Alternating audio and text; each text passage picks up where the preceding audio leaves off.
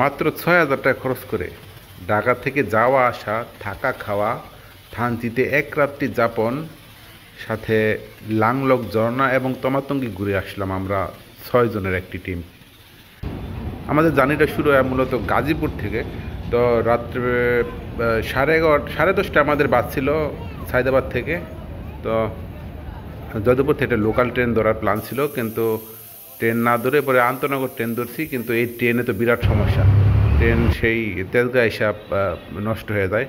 পরে বাসকে আধা ঘন্টা এক্সট্রা সময় দাঁড় করায় রেখা তারপরে 11টার সময় বাসে উঠি, এবং আমাদের জন্য ওরা দাঁড়াইছিল প্রায় বলতেছিল 1 ঘন্টার মতো। কিন্তু শেষ পর্যন্ত আমরা 11টার কিছু পরে সায়দাবাদ থেকে বাস ছাড়ে, এবং খুব সকালে আমরা বান্দরবনে নেমেই প্রথমে আমরা নাস্তা করি না করে আগে বাসের টিকিটটা কনফার্ম করছিলাম।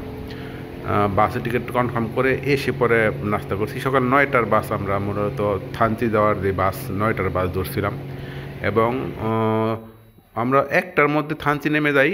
এবং থানচি নেমে এই হোটেলে আমাদের জনপ্রতি খরচ হয়েছিল 500 টাকা করে। তারপরে গোসল করে দুপুরে ডাল ভাত এবং মুরগি মাংস দিয়ে খাওয়া দাওয়া করি, প্রায় 250 টাকার মতো লাগছিল আমাদের জনপ্রতি খাবারের। এরপরে খাওয়ার পরে কিছুক্ষণ থানচি ব্রিজের মধ্যে একটু সময় কাটাই, কিছু ছবি উঠাই। এই দিনকার আকাশটা অনেক সুন্দর ছিল, সাঙ্গু নদী দেখি। তারপরে বিকালবেলা মাত্র 600 টাকায় একটি চান্দের গাড়ি ভাড়া করে থানচি থেকে মাত্র 5 কিলোমিটার দূরে যে তমাতঙ্গি স্পট, এখানে যাই। তো এই রাস্তাটা ছিল একেবারে খাড়া।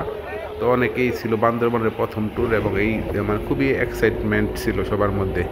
তারপরে তমাতঙ্গিতে চূড়াতে ওঠার পরে আমি তো প্রথমে মনে করছিলাম যে তমাতঙ্গি আর কেমন হবে, কোনো পর্যটন স্পট মনে হয়।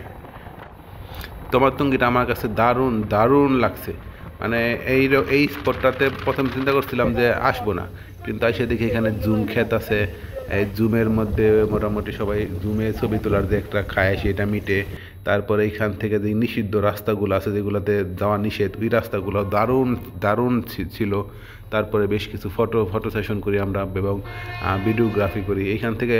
মানে বান্দরবনে যতগুলো উঁচু চূড়া আছে সবগুলো চূড়াই কিন্তু এখান থেকে দেখা দিয়েছে। এই যে আমাদের সোজা হয়েছে ওই ক্রিস্তঙ্গের চূড়াটা দেখা যাচ্ছে। তারপরে এখান থেকে দাঁড়াই যে এই পাশে কেওকার ডঙের চূড়া, তারপরে এই পাশে তাজিং ডঙের চূড়া, তারপরে আরও ডান দিকে আসলে সাডং পাড়া এই পাশটাতে, তারপরে ক্রিস্তং, তারপরে এই পাশে ডিম পাহাড়। মানে যতগুলা বড় চূড়া আছে সবগুলা চূড়াই কিন্তু এখান থেকে দেখা যাচ্ছে। এবং থানচিতে যারা স্থানীয় লোকজন আছে তারা কিন্তু প্রতিদিন বিকালবেলা এই তমাতঙ্গিতে আসে বিকালে সময় কাটানোর জন্য। এইটা আমার দারুণ লাগছে, বাচ্চা থেকে শুরু করে মহিলা, তারপরে টুরিস্ট তো আছেই। তো আমরা মোটামুটি বেশ কিছু সময় এখানে ফটো সেশন করছিলাম, এবং এখানে আমরা প্রতিটা পয়েন্ট দেখেছিলাম। এই যে এখান থেকে ভিউ পয়েন্টটা যেটা ছিল, যে বিভিন্ন পাহাড় ইন্ডিকেট করে, সেটা মানে আমার কাছে অসাধারণ লাগছিল এই জায়গাগুলোতে। একেবারে আমরা তমাতঙ্গিতে সূর্যাস্ত পর্যন্ত ছিলাম। সূর্যাস্ত বলতে সূর্যাস্তের কিছুক্ষণ আগে তমাতঙ্গি থেকে নেমে আসছিলাম। সুন্দর এই ভিউ পয়েন্ট থেকে এখানে কেওকাডং, তাজিংডং এবং ডিম পাহাড় তিনটা চূড়াই দেখা যায়। এটা আসলে থানচির খুব কাছে। এটা আসলে ওভার রেটেড কিছুই না, আসলেই মানে পোষানোর মতো জায়গা। পরদিন সকালবেলা থানচি ট্রলার ঘাট থেকে আমরা ট্রলার ভাড়া করি লাংলকে যাওয়ার জন্য। এটা ছিল বিজিবির একটা ট্রলার। এখানে ভাড়া নিয়েছিল সম্ভবত 4,500 টাকা, আর গাইড খরচ সহ আমাদের প্রায় 5,500 টাকার মতো খরচ পড়ছিল। আমরা 6 জন গেছিলাম এই ট্রলারে করে।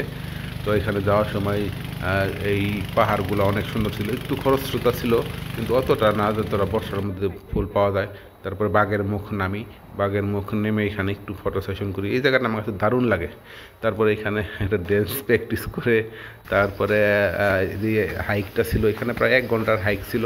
তো যাওয়ার সময় ওইরকম স্বেচ্ছাসেবী ছিল না, বাট দু একটা যোগের দেখা পাই। দু একটা যোগে এরকম হাতে নিয়ে একটু চেষ্টা করছিলাম যে আমার গায়ে ধরানো যায় কিনা, কিন্তু ধরে নাই শেষ পর্যন্ত। যদি 4-5 দিন বৃষ্টি না হয় তাহলে পানির এই অবস্থা, মানে দূর থেকে মনে হয় যে হালকা একটু পড়তেছে, কাছে আসলে একটু বেশি মনে হয়, কিন্তু বৃষ্টি না হলে লাংলকে পানি থাকে না। কয়দিন বৃষ্টি না থাকার কারণে না লাংলকে ওইরকম পানি পাওয়া যায় না। তবে এখানে ঘন্টাখানেক সময় পাস করে আমরা আবার বাঘের মুখের দিকে ফেরত আসি। আসার সময় প্রচণ্ড রোদ ছিল, কিন্তু আকাশটা আসলে অনেক অনেক সুন্দর ছিল। এই যে ওই যে দেখা যাচ্ছে নদী, বেশি না, এটা একবারে খুবই বেসিক একটা ট্রেক। পাওপাড়া জুম কি কাটবা? মিষ্টি কুমড়া, লেবু, হলুদ, দান, ঘাস, মরিচ,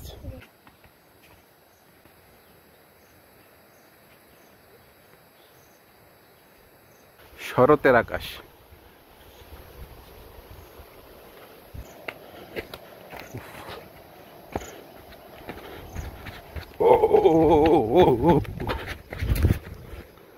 পাহাড়ি ফুল, আচ্ছা জবা, পাহাড়ি ফুল কি জবা তো সব জায়গায় খায়। মোটামুটি সকালবেলা 8টার দিকে বেরোয় আমাদের থানচি পৌঁছতে আবার 12টার 4 ঘন্টার মধ্যে আমাদের লাংলোক ট্যুর মোটামুটি শেষ হয়ে যায়। এবং আমরা 12টার দিকেই থানচি থেকে বেরোয় তারপর এই পাশে ডিম পাহাড়ের উপর দিয়ে আমরা আলীকদমের দিয়ে বের হয়েছিলাম। তো আলীকদমের এই যাওয়ার সময় ডিম পাহাড়ে এখানে কিছুক্ষণ থামি। তারপরে এই জায়গাটা আসলে দারুণ ছিল আমার কাছে। এটা মনে হচ্ছে যে এই অঞ্চলের জন্য সবথেকে উঁচু স্থান। ডিম পাহাড় থেকে শুরু করে ওই পাশের সবগুলো বড় বড় চূড়া দেখা যাচ্ছিল, মনে হচ্ছিল এখান থেকে একটা উড়াল দিই, এমন ভালো লাগতেছিল আমার এই জায়গাটার মধ্যে। তারপর এখান থেকে আলীকদম হইয়া কক্সবাজার এসে পড়ি। মূলত ও টিম আমার চলে গেছিলো ঢাকায়, আমি কক্সবাজার থেকে যাই একদিন।